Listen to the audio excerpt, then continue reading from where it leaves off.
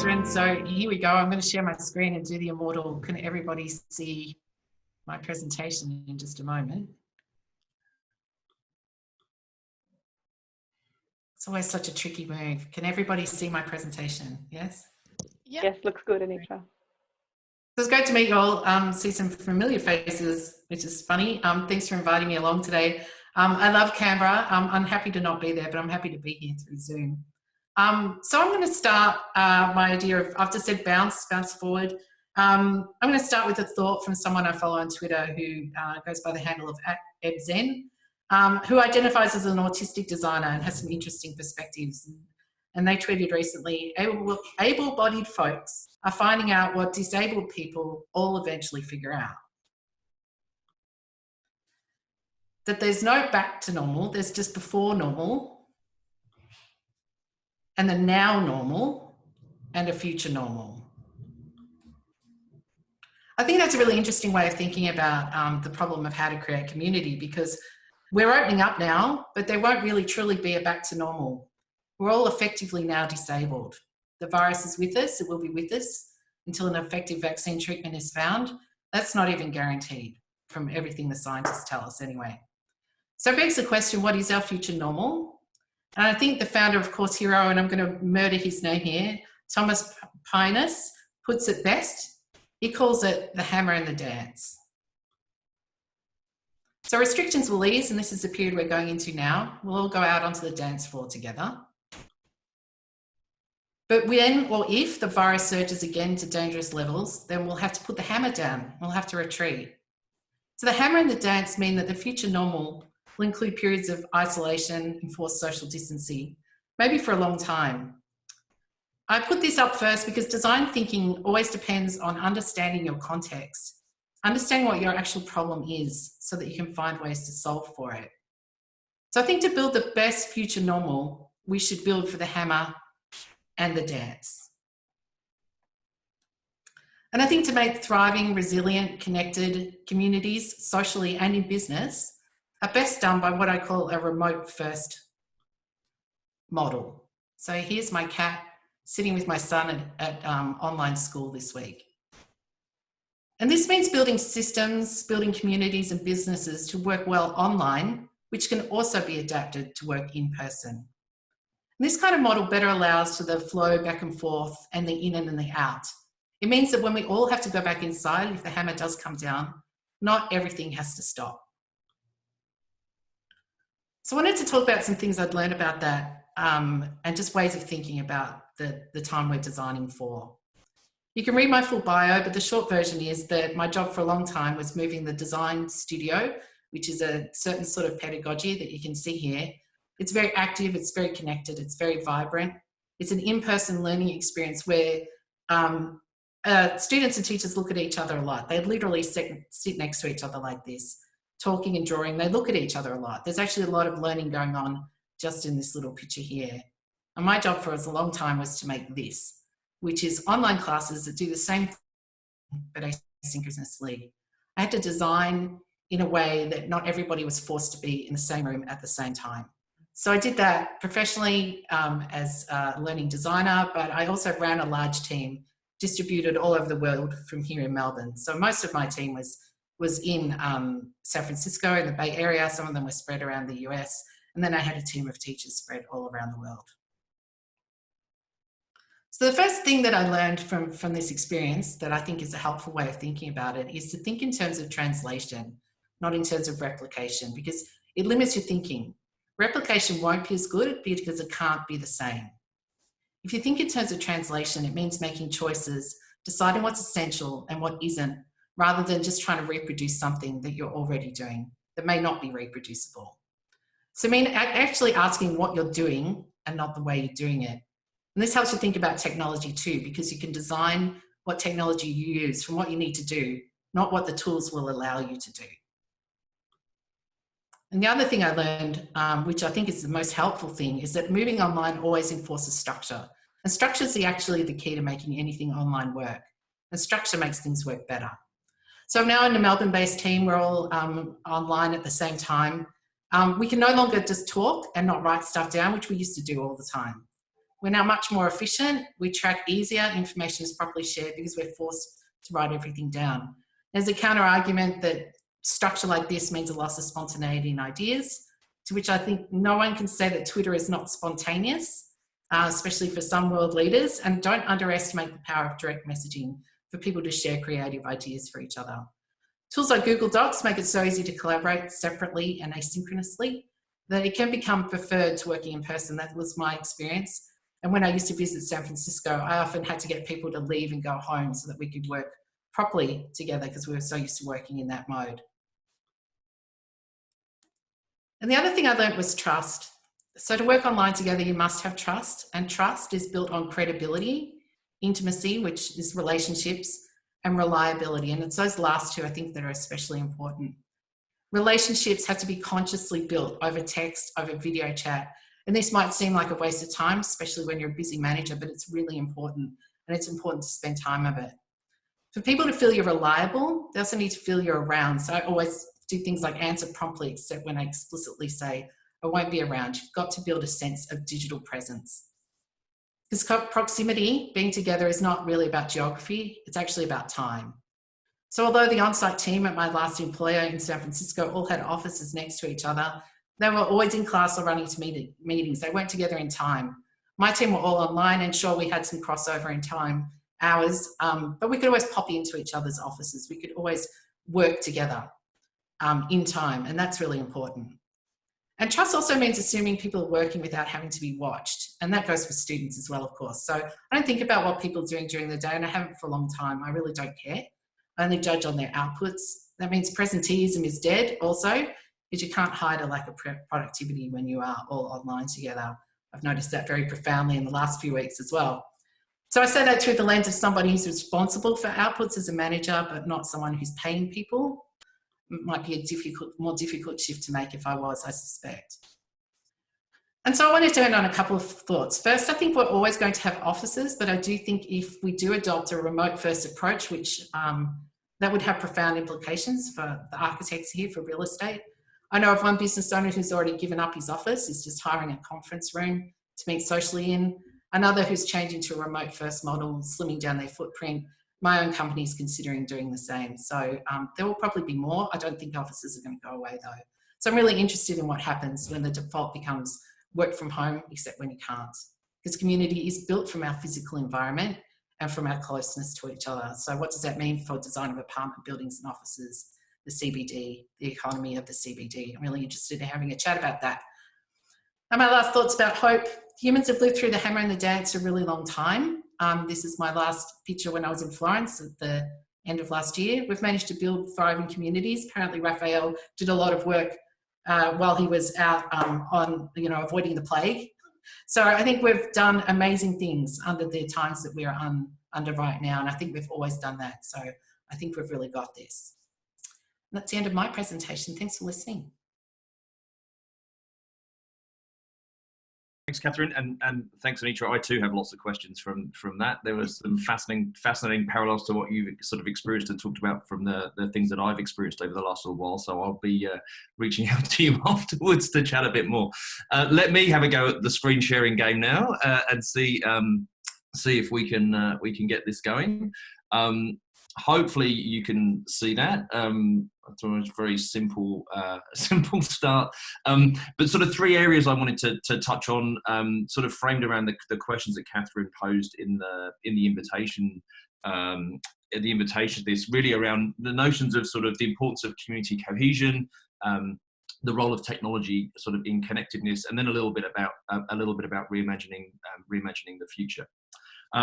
So I sort of thought around community cohesion, and one of the things was interesting. I was looking for an image that I thought would convey a sense of community cohesion. When I jumped onto Google and started to Google for images for community cohesion, they all came back as images of hand holding or handshaking or hugging or various sort of forms of physical embrace, which is, of course, interesting in a time where all of those things are things we're not allowed to do.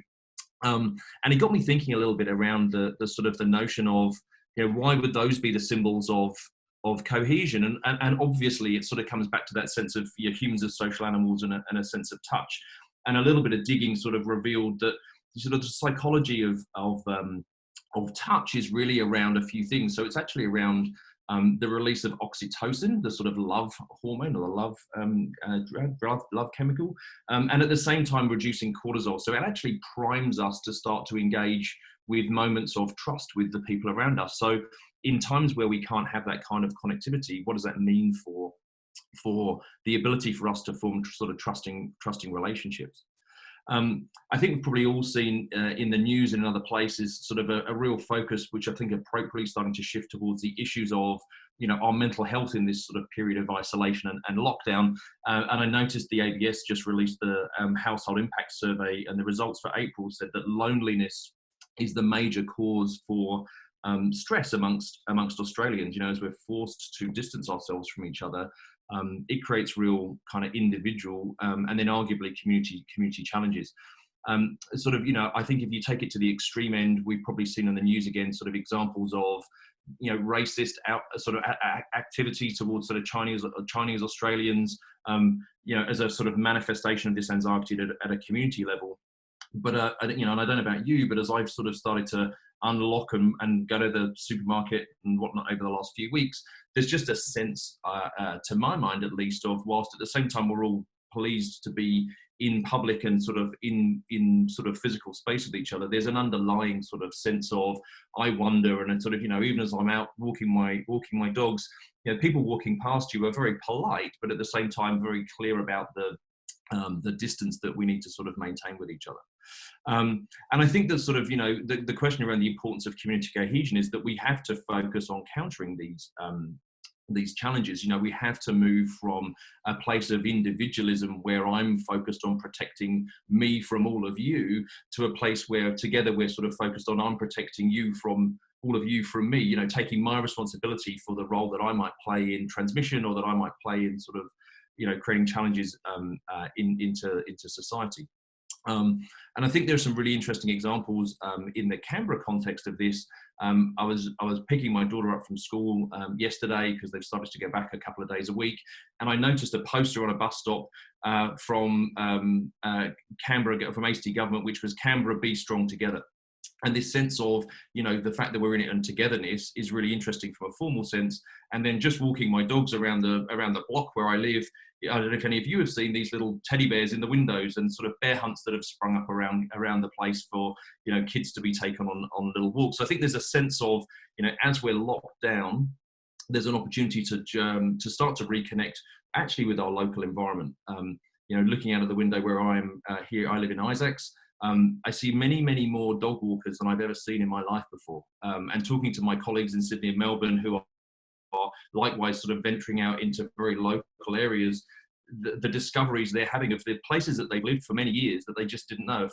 A colleague and a friend of mine in Sydney has started, running around his local neighbourhood rather than going to the gym, and has discovered a river about 5 minutes from his house that he had no idea existed. So as we're sort of distanced in some ways as a community, there's also, I think, an opportunity to be more connected to the spaces and the places that we occupy.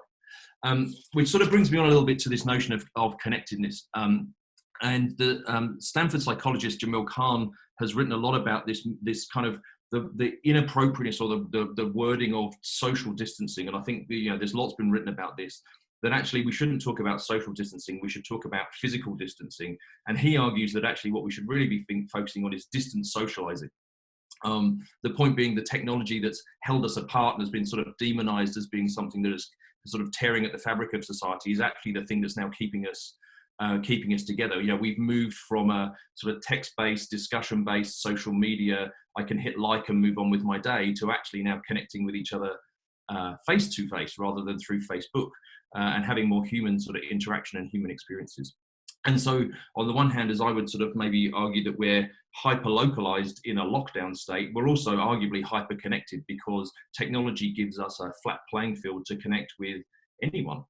Having a conversation with a person in the next street or the next town is no harder or easier than it is to have a conversation on the other side of the world. I've started to have conversations with groups of friends of mine that bringing them together in virtual space, we had the availability to do it before, but we never did. But actually now we're starting to connect in different ways. I think the danger, and Catherine alludes to it, I think, in the question, is that we go for connection rather than connectedness. My experience certainly of the the sort of immediate period post-lockdown was we sort of slightly, or certainly where I was working, we sort of slightly reverted to what I describe as sort of late 90s, early 2000s meeting culture, where we just felt the need to jump onto Hangouts, to jump onto Zoom and just stare at our screens and stare at each other at the beginning of the day, at the end of the day, in the middle of the day. But that we weren't really sort of bringing humanity to that. It was just about the importance of connecting rather than being more connected. But I think in my experience, maybe your experience has been over the weeks that we've got used to this, at scale, that actually we've started to shift from seeing the screen as, rather than a flat one-dimensional screen, as actually a multi-dimensional window into the people that we're connecting with. And I think about my own experience of, working from home in a world pre-lockdown, pre-COVID. And, I'd find a room and I'd make sure it was quiet, and I'd probably put a business shirt on, and I would want to convey the professionalism that mirrored the people who were probably sitting in an office on the other side. Whereas I think the world that I inhabit now, and I think about the people I spend my time on Zoom and Hangout with, we've moved to a world where we've actually allowed people into our lives. And we've actually started to convey more of our humanity. We see our dogs, we see our pets, we see our kids, we see our living rooms, our bedrooms, our whatever rooms, and actually just the sense of depth and understanding and connectivity we have with each other has started to become more than maybe it even was when we could sit in an office together. And so I think the big challenge and the big warning in that is that whilst technology can be the great leveler and sort of make ubiquitous connectivity easy, at the same time, there's a potential for technology to be the great divider. If you don't have the infrastructure, if you don't have the stability of connection, or you don't have the kit, then the danger, of course, is that you really are disconnected in a much more fundamental sort of way. And the third sort of thing I wanted to touch on was around reimagining the future. And, as I reflect back over the last, I've been sort of working in this world online, offline, at home from sort of the middle of March, so a little bit of time now. And I sort of reflect on the Kubler-Ross grief cycle, which some of you will probably be aware of, the sort of move from denial or disbelief through anger, and then bargaining and depression through to acceptance. And I think, my experience of my own time has certainly, I felt like I've gone through those. Is this really a thing? Hang on, why am I locked in here? What can I do to negotiate to spend some time not locked in here? Actually starting to feel this might go on for a really long time. This isn't something I enjoy at all, to sort of getting to a place of renormalizing a little bit. One of the things that's interesting to me around that sort of grief cycle is actually more recently, Kubler-Ross with a colleague of hers, David Kessler, developed the sixth stage of grief, which they define as meaning, which they sort of say that even once we get to a place of acceptance, that's not really sufficient. That's not really enough for us. We can learn to coexist with a new normal, but we're driven to want to find meaning within that new normal. And if you believe if you've been sort of told and probably read about and heard about online and on social media and whatnot during this lockdown, if you're doing lockdown right, you should have written a new book, you should have learned a new language, you should have baked endlessly. Sourdough apparently is the baking du jour. You should have conceived of and arguably launched your side hustle. And if you're not doing that, that somehow you're not doing it right. But I think, to go back to the point around anxiety, I think it's important in these moments that we're kind to ourselves and recognize that, we're all experiencing this differently and we're all on our own path. And we'll move through it and find meaning through it eventually, but not everyone's moving through it at the same time. I do think though, and Anitra's touched on a number of these things already, but as we start to move through now and start to think about the bridge to the other side and coming out of lockdown, there are a number of businesses that have had to reinvent themselves that are now starting to wrestle with whether they should return to what they did before or just continue to pursue the new work that they do. I'm sitting here in my former spare room, now converted into an office, at a desk that was made by a company based in Sydney who actually their real business before was building staging installations for concerts and festivals. They had to pivot over a weekend, and now they started making flat back office furniture. And starting to think about, well, what does that new business model look like for us? Is it just this was just to see us through, or is this now a new future we're building for ourselves? the work that I do with PwC, you know, talking to organisations about this new paradigm of work as individuals start to think about, you know, do I just want to return back to the office 5 days a week, or do I want to explore and have a different version of pattern of cadence of work? Will say lots and, you know, require lots of organisations to think through policies and workplaces and technology and how we ensure that we maintain inclusion of people, even when some people are working at distance and others aren't. And I think it sort of goes down even to the individual. A number of people that I speak to at PwC, in a world where we've actually instituted a reduced working week policy, so we've actually pulled our working week down for everybody to 80% of normal, as a way of sort of managing through the sort of the economic downturn that's come through. You know, at one level that sparks crisis at an individual level. You know, 20% less work means 20% less income. But actually, a number of the people that I'm talking to on a weekly basis are starting to reflect on, well, if I can renormalize to what is now 80% of my income, and I can start to build sustainable lifestyle around that world, what does that mean for me? Do I want to jump back to 100, or do I want to use that time or potentially use the income that will return to me eventually in different ways? So crisis and sort of challenge in the short term, but potentially, you know, the opportunity for reinvention at a personal sort of level into the longer term. I think sort of in summary, you know, there will be no return to normal. Anitra sort of visualized that beautifully in her presentation. But I think that, you know, there's a question around whether there are things that we don't want to go back to, you know, experiences that we've now had. I had an experience recently of using telehealth, which is something that wasn't very available here a few months ago. And my interactions with the doctor were so efficient and effective and streamlined that I can't imagine why I wouldn't want to continue in that mode of engagement into the future. My final thought, sort of as I sort of return to Catherine and Anna and the discussion, is a little quote from an Indian author and a Man Booker Prize winner, Arundhati Roy, who says the pandemic is a portal, a gateway between one world and the next. And the point that she's really making is that as we start to run backwards and forwards and try and stitch our future to our past, there's actually an opportunity, as pandemics give humanity the opportunity to imagine a world anew. And I think my final thought is, we had a letter recently from my kids' headmaster who talked about the possibility and the potential for this to be the defining experience of a generation, and the opportunity, and also within that, the responsibility we have both to reimagine a world that we would want to inhabit, and then to Catherine's question, to ensure that in reimagining it, we make sure that we create the possibility and the opportunity for everyone to participate. So I might leave it there. I'm sure I did way more than 7 minutes, and I apologise, but I will hand back to you, Catherine.